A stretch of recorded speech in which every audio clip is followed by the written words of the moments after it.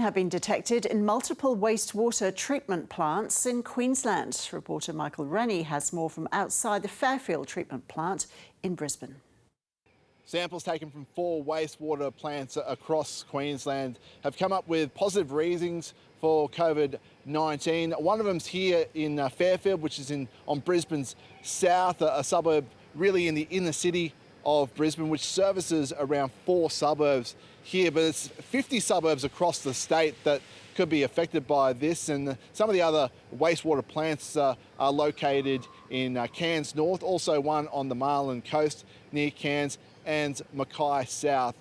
Queensland's Chief Health Officer Jeanette Young, she is quite concerned about these positive readings and is urging anyone who's located in those 50 suburbs and has any symptoms for COVID-19, they should going and get tested. She's saying this isn't the time to be complacent. We need to remain vigilant at this time, particularly that we have these new strands coming in to the country from overseas. She's quite worried about one of those getting out into the community, but she does admit that these positive readings could also be from former cases that are still shedding the virus, such as the testing that we have now and how good some of this testing is. There is a full list of those suburbs available on the Queensland Government website. Meantime, restrictions are set to be eased in Queensland over the weekend. From 1 o'clock tomorrow morning, Saturday morning, there'll be an easing of restrictions with the amount of people you can have in your home. So that will be going from 50 people to 100 people. Outside gatherings going from 100 people to 500 people allowed to gather outside. There'll be no restrictions on camping anymore. They'll all be lifted. And getting into a lift, you'll be able to have 6 people in a lift instead of 4. But particularly the easing of restrictions on camping, they're good news with only 23 days to go until Easter. Lots of families heading out on holidays then. The Anzac Day dawn service at the Australian War Memorial will go ahead this year with a cap on crowd numbers. The event will be limited to 4,200 people, with priority given to veterans and their families. Restrictions will also be placed on the national service later in the day, with commemorations to be held in a fenced-off area. Overseas, the US President Joe Biden says he spent every day of his first 50 days in office putting the United States on a war footing to beat coronavirus. Reflecting on the country's situation since the pandemic was declared a year ago, Mr. Biden paid tribute to the 500,000 Americans who've lost their lives to the virus. A $2.5 trillion stimulus package has now been approved by Congress, meaning money will flow into the economy. Mr. Biden says every effort must be taken to help bring down infection rates and allow people to return to some form of normality. 2 months ago, this country didn't have nearly enough vaccine supply to vaccinate all or ever near all of the American public. But soon we will. We've been working with vaccine manufacturers, Pfizer, Moderna, Johnson & Johnson, to manufacture and purchase hundreds of millions of doses of these 3 safe, effective vaccines. And now, at the direction and with the assistance of my administration, Johnson & Johnson is working together with a competitor, Merck, to speed up and increase the capacity to manufacture new Johnson & Johnson vaccine, which is 1 shot. In fact, just yesterday, I announced, and I met with the CEOs of both companies, I announced our plan to buy an additional 100 million doses of Johnson & Johnson vaccines. These 2 companies, competitors, have come together for the good of the nation, and they should be applauded for it. It's truly a national effort, just like we saw during World War II. Now, because of all the work we've done, we'll have enough vaccine supply for all adults in America by the end of May. That's months ahead of schedule. Denmark and Norway have suspended the use of the AstraZeneca coronavirus vaccine after a Danish woman developed a blood clot. Both countries have stressed that the suspension is a precautionary measure and that the evidence of the vaccine's safety is good. It comes as the EU approves the Johnson & Johnson single-dose vaccine, the 4th jab approved for Europe. The Chinese Communist Party has approved a resolution to overhaul Hong Kong's electoral system, the latest move tightening its control of the city. It was passed at the National People's Congress and will allow a pro-Beijing panel to vet and elect candidates for Hong Kong's parliament. The UK government says the change will hollow out the space for democratic debate in the former British colony. The electronic buttons were pressed, and the unanimity said it all, just one abstention. As China's compliant parliament voted to remake Hong Kong's political system in its own image. The decision is clear, the country's premier Li Keqiang told the assembled media afterwards. We should always have patriots ruling Hong Kong. After British rule ended in 1997, China promised Hong Kong's freedoms would be preserved by a one country, two systems formula. Some believe that's now been broken. If they are going to impose a system on Hong Kong whereby my party or other pro-democracy people will not be free to take part in elections and to be elected and to carry out their duties with dignity, independently and freely, then, that one country, two system is over. But the harder Hong Kong's pro-democracy movement has fought, the more China has tightened its grip. Under a new national security law, dozens of politicians and activists were rounded up in dawn raids in January and now face sentences of up to life in prison. The latest measures attempt to tame Hong Kong's sometimes unruly parliament. Already stacked heavily in favour of Beijing, in future a committee will be able to disqualify any candidate deemed not patriotic enough. There's been plenty of moments in recent years when observers have proclaimed the death of Hong Kong. But few can doubt the symbolism of what's just happened here in Beijing, with delegates dutifully rubber-stamping a decision to insist that Hong Kong's politicians show the same loyalty, and not just to flag or country, but some senior officials have suggested to the Communist Party too. In the end, it's the massive popular backing for democratic reform that's probably spooked Beijing more than any violence. Even Hong Kongers supportive of China appear to admit the ideal of democracy has now been dropped. Democratic system has no intrinsic value unless it can deliver good outcomes. And we have had 23 years of experiment with democracy. The outcomes are far from satisfactory. We are underperforming. With the voting over, China's parliament drew to a close. Short on dissent, long on applause. It offers a vision of Hong Kong's political future. Prince William has denied claims of racism levelled at his family by Prince Harry and Meghan Markle. The Duke of Cambridge is the first royal to directly respond to the damaging allegations, whilst also admitting he hasn't spoken to his brother since the tell-all interview. Europe correspondent Nick Dole reports. As a future king, Prince William will live a life of duty and privilege, but Prince Harry feels sorry for his brother, who he says is trapped.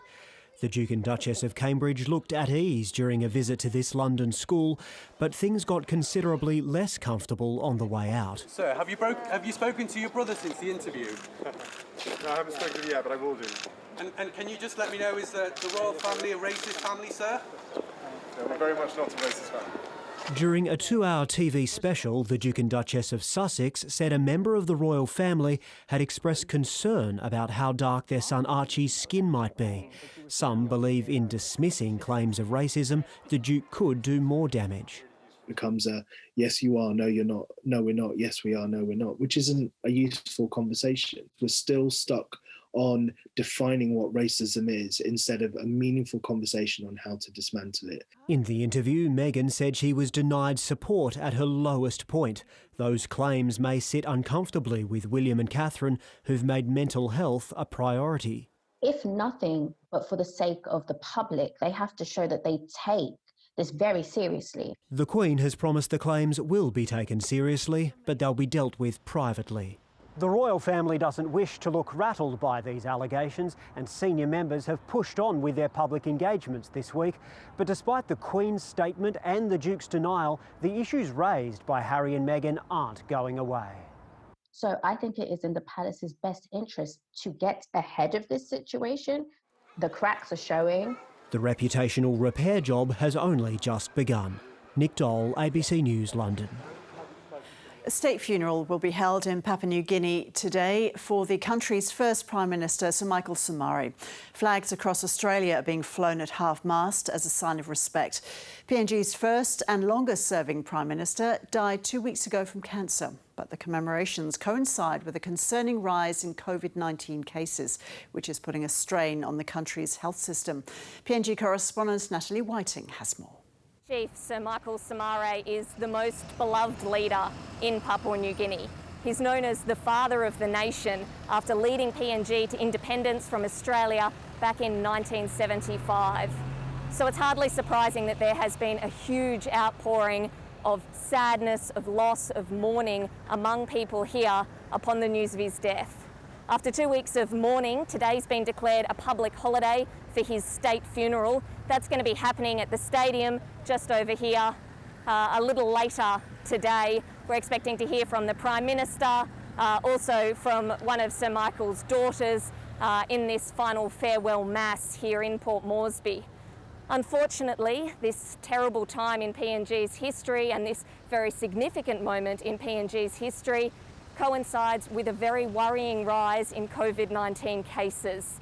You might be able to see just behind me that already plenty of people, hundreds of people, are gathering to get into the stadium to be part of this funeral. Seeing this number of people crowded together is going to be a real worry for health authorities. Already COVID cases are at a very dangerous level, and many in the health field are worried that that could get worse in a couple of weeks after these commemorations for the Grand Chief. Quick look at the national weather now. Brisbane, a shower or two. Sydney and Canberra, showers. Mostly sunny in Melbourne. Partly cloudy in Hobart. Adelaide, sunny and a top of 32 degrees. Humid in Perth, and Darwin, possible thunderstorms. Top stories on ABC News. The federal government says more destinations could be added in coming weeks to its scheme, offering half-priced airline tickets. Darwin and Adelaide were included late yesterday, which means there are now 15 locations across Australia that are eligible for subsidised flights. The government has been criticised by many groups for not including more destinations, despite fears of widespread job losses when wage subsidies end. The Domestic Spy Agency has found a Liberal Party donor who developed relationships with Federal Assistant Treasurer Michael Sukkar and MP Gladys Liu, engaged in acts of foreign interference and activities for Beijing.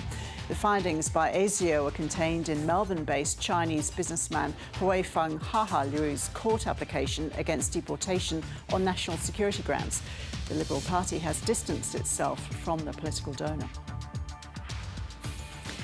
US President Joe Biden has given his first formal address to the nation. He's reflected on the devastation of the coronavirus pandemic, which has killed more than 500,000 Americans. He's also celebrated the passing of his $2.5 trillion rescue package, which will support the vaccine rollout and provide financial support to people in need. And Prince William has defended the royal family against accusations of racism made by his brother Prince Harry and sister-in-law Meghan Markle. He says the royals are very much not a racist family. Prince William is the first royal to directly address the allegation made by the Duchess of Sussex in her interview with Oprah Winfrey. More now on our top story, and the federal government is under pressure to make changes to their $1.2 billion tourism package. While a number of travel operators are calling for more destinations to be added to the scheme, Virgin Australia's CEO Jane Herdlicker says there's still plenty of interest in the plan. Look, we're really happy to be moving off of life support and onto demand stimulation, and the confidence that comes with the announcement yesterday to the entire Australian population, I think, is great. And we can see the activity lifting already yesterday, immediately following the announcement.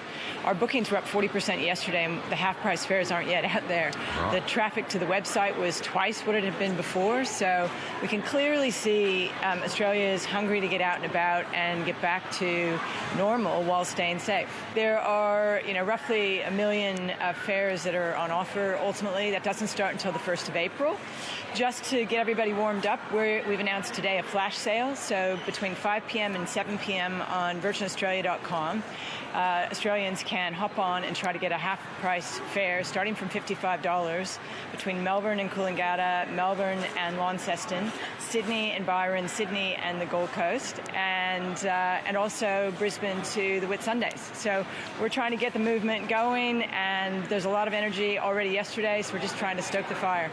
Is that the simple fact that the government's come out and been so confident about getting Australians moving across Australia has stimulated so much activity yesterday before the fares are actually there, including bookings, that I think the cities are going to benefit from this too. So I think all of Australian destinations that people want to get out and explore, they'll all be in the mix with respect to demand, increased demand from consumers, because Australians are going to be getting out of the house and getting out and having great adventures across the country. The New South Wales Police Commissioner says change is needed to improve the complaint process for alleged sexual assault victims. Mick Fuller is being questioned during budget estimates about the force's handling of a rape allegation against Attorney General Christian Porter, which Mr Porter strenuously denies. New South Wales Police say there's insufficient evidence to investigate the claim. The alleged victim took her own life last year and never made a formal police statement.